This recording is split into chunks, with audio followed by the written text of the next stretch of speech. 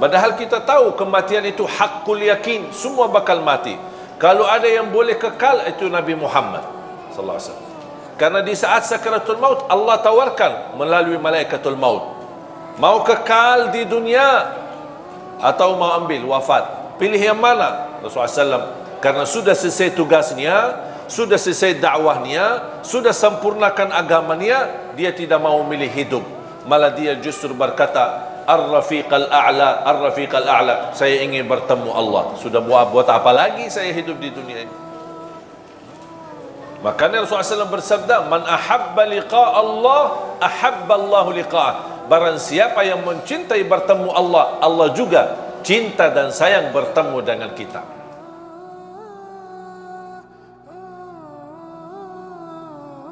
Dunia ini menurut saya, dengan adanya kematian, menghilangkan semua impian-impian duniawi kita. Berjabat, hilang nikmatnya jabatannya dengan kematian. Kekayaan, tak ada artinya kekayaan dengan menghadapi kematian. Semua hilang, bahagia, nikmat yang kita rasa sudah hilang, tak ada artinya. Makanya dunia ini tak ada arti. Mengapa dunia ini tak ada artinya? Karena diakhiri dengan kematian. Makanya kata ulama, apa arti daripada hidup yang ujungnya mati? Apa arti hidup yang ujungnya mati? Arti hidup yang sesungguhnya yang tidak ada kematian sama sekali. Itulah hidup nanti di surga, di akhirat. Itu kalau sudah dibangkit oleh Allah, tidak boleh mati lagi selama-lamanya. Dan kita tinggal milih, mau menjadi neraka, ahli neraka selama-lamanya, atau menjadi ahli surga selama-lamanya. Ketika sudah selesai hisab, ahli neraka masuk neraka, ahli surga masuk surga, Allah subhanahu wa ta'ala memanggil mereka. Dan Allah tunjukkan kematian ini dalam bentuk seekor kambing. Al-maut dibentuk dalam seekor kambing. Dan disembelih kematian itu. Allah tunjukkan, apakah kalian tahu kambing ini apa? Semua jawab, ahli neraka dan ahli surga. Inilah al-maut, kematian. Kata Allah, disembelih kematian itu. Kematian disembelih. Berarti kematian mati. Kematian sendiri mati. Habis itu kata Allah, ya ahlan nar hayatun fala maut, wa ya ahlal jannati hayatun bila maut. Wahai ahli neraka, hiduplah selama-lamanya, tidak boleh mati. Ya ahli surga, hiduplah selama-lamanya, tidak boleh lagi mati. Makanya jemaah sekalian, hidup kita yang sementara di dunia ini, manfaatkan, nikmatilah untuk menuju kehidupan yang lebih lama, yang lebih panjang, yang insyaAllah bahagia, selamat dunia dan akhirat. Assalamualaikum warahmatullahi wabarakatuh. Inilah kuburan kota dan kuburan yang sudah berusia sebelum tahun Masehi. Yang kita hanya melihat dari bangunan kota ini sudah yang tersisa sedikit. Kira-kira apa yang tersisa dari tulang-tulang mereka. Ingat pemirsa, usia kita dikubur nanti lebih panjang daripada usia kita di dunia.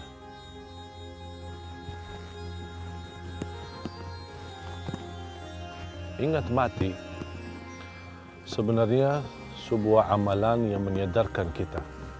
Bahkan Rasulullah SAW bersabda, cukup ingat mati menyadarkan. Allah Subhanahu wa taala berfirman, A'udzu billahi minasy syaithanir rajim. Kullu nafsin dha'iqatul maut. وإنما توفون أجوركم يوم القيامة فمن زحزح عن النار وأدخل الجنة فقد فاز وما الحياة الدنيا إلا متاع الغرور. Sadaqallahul Azim. Semua yang bernyawa akan mati. Nabi Muhammad sallallahu alaihi wasallam sebaik-baik manusia sudah merasakan kematian. Para sahabat pun sudah merasakan kematian. Siapapun yang bernyawa dari seluruh makhluk, termasuk malaikat, akan merasakan kematian. Hanya Allah subhanahu wa ta'ala yang maha hidup. Allahu la ilaha illa huwal hayyul qayyum. Pemirsa yang dimuliakan Allah subhanahu wa ta'ala, ingat mati adalah selalu membuat kita istiqamah beramal salih, menjauhkan kita dari fitnah dunia, menjauhkan kita dari berlebihan mengurusi dunia. Boleh kita urus dunia, tapi juga jangan lupa mengutamakan akhirat. Akhirat adalah hidup kita selama-lamanya. Tapi sebelum kita menuju akhirat, pasti kita akan masuk ke rumah kita yang baru, adalah kuburan. Kita akan sendiri di tempat yang sempit dan gelap. Ingat selalu mati, akan Allah subhanahu wa ta'ala membukakan jalan untuk selalu kembali kepada Allah.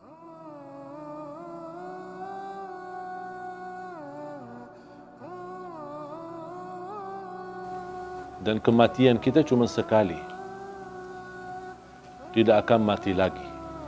Kalau sudah meninggal dunia dan kita pisah dari dunia menuju ke akhirat melalui proses di alam barzakh, kuburan kita menghadap mungkar nakir kita, kemudian bisa kuburan kita menjadi taman dari taman surga, bisa jadi lubang dari lubang neraka, dan yakini kehidupan kita nanti di alam kubur jauh lebih panjang daripada hidup kita di dunia. Ada orang di bawah kuburannya masing-masing itu sudah ratusan tahun. Padahal usia mereka ada yang masih muda, bahkan ada yang masih bayi. Habis kita dibangkitkan oleh Allah Subhanahu wa taala, sekian tahun kita di alam kubur, dibangkitkan oleh Allah Subhanahu wa taala, terjadilah hari kiamat dan kita akan menghadap Allah untuk dihisab. Habis proses hisab, fariqun fil jannah wa fariqun fis sa'ir. Satu golongan masuk ke surga dan satu golongan masuk neraka. Dan disitulah makna kehidupan yang abadi. Bisa abadi di neraka, bisa abadi di dalam surga.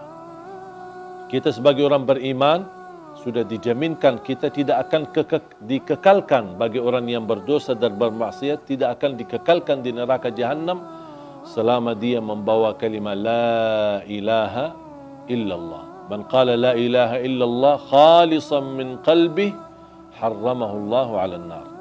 Di riwayat adkhalahu Allahu al-jannah. Diharamkan, dikekalkan di neraka Jahannam bagi orang-orang yang membawa kalimat la ilaha illallah. Artinya kalau kita orang-orang yang suka mengucapkan kalimat itu tapi tidak mengamalkan isinya, tidak membatuhi aturannya, bisa jadi gara-gara dosa maksiat, kelalaian kita bisa menantarkan kita ke neraka. Tetapi salah satu jaminan tidak akan kekal di neraka Jahannam adalah la ilaha illallah. Dan mohon maaf, siapa yang mau sebelum ke surga mampir ke neraka dulu? Kira-kira siapa yang berkenan? Kalau memang kita tidak mau mampir ke neraka dulu, jangan anda mengucapkan kalimat la ilaha illallah saja, tapi anda menjadi hamba yang batuhi dan taati. Jadikan hidup di dunia ini adalah surga kita di dunia dengan kalimat la ilaha illallah. Itulah dengan kalimat la ilaha illallah, dengan kita mempunyai syarat-syaratnya, mengamalkan isinya, membatuhi dan mengikuti aturannya, kita akan diselamatkan oleh Allah SWT dan akan kita bahagia dalam kehidupan kita di dunia yang sementara dan juga akan bahagia selama-lamanya nanti di akhirat. Jangan sampai dunia ini yang hidupnya sementara melalaikan daripada kehidupan yang abadi. Banyak orang masih memilih kehidupan enak, tapi nanti di akhirat sengsara. Jadikan hidupan di dunia ini, walaupun anda hadapi susah, tantangan, tak apa-apa. Semua bakal berlalu. Dan segala sesuatu di dunia ini, biarpun yang paling enak kita dapat. Anggaplah kita kaya, orang yang paling kaya raya. Tapi ujungnya mati, buat apa kekayaan itu? Buat apa kemewahan itu? Buat apa keindahan itu? Kalau saya akan nanti tinggalkan, akan menuju kepada kehidupan yang abadi. Makanya harus kita fikir cerdas untuk memperjuangkan kehidupan yang abadi, yang insya-Allah akan kita menjadi orang yang kekal di dalam surga Allah Subhanahu wa taala. Insya-Allah tanpa mampir ke neraka. Amin.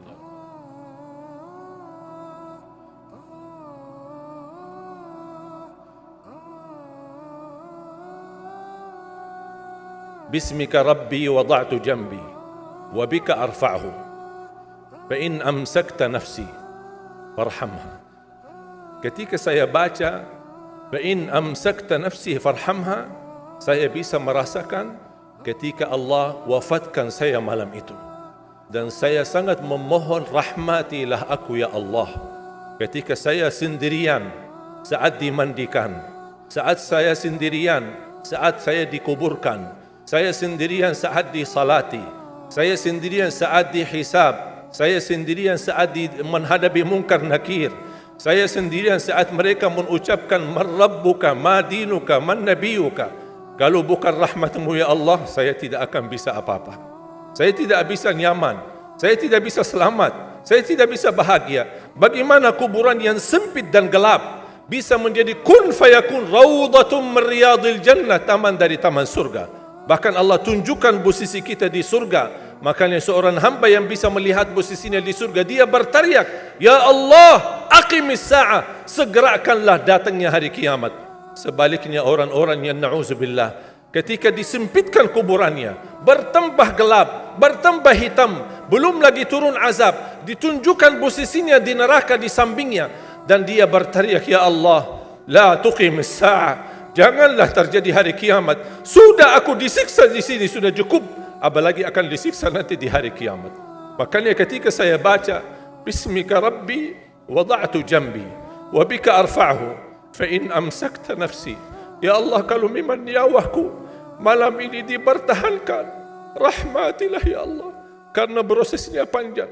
Ketika Uthman bin Affan disebutkan surga dan neraka, tidak pernah nangis. Tapi ketika dibahas kuburan, 3 malam tidak bisa tidur. Kata beliau, Al-qabru awwalu manazilil akhirah. Kuburan itu langkah awal ke akhirat. Kalau itu lulus, lancar, bahagia, selamat, insya-Allah lebihnya aman dan sambil menuju ke surga.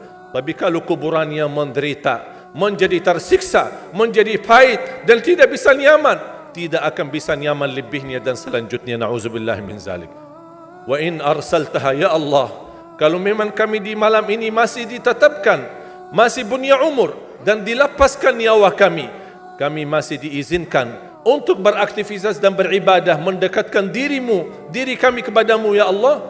Kita ingat, fahfadha, jagalah dirimu, karena kami takut juga mengulangi dosa, kami takut lagi mengulangi kesalahan, kami takut menjadi orang yang suka selalu masbuk atau ketiduran dari salat. Kami suka terlalu banyak kelemahan dan kebodohan kami. Kami tidak mau ya Allah. Jagalah diri kami sebagaimana terjaga dirinya hamba-hamba yang salih. Wallahi jamaah sekalian, saya usulkan kalau bisa hafal doa ini, karena sangat indah. Hayati maknanya, dalami isinya, agar kita tidur dan kita merasakan tergantung diri kita dengan rahmat Allah Subhanahu wa taala.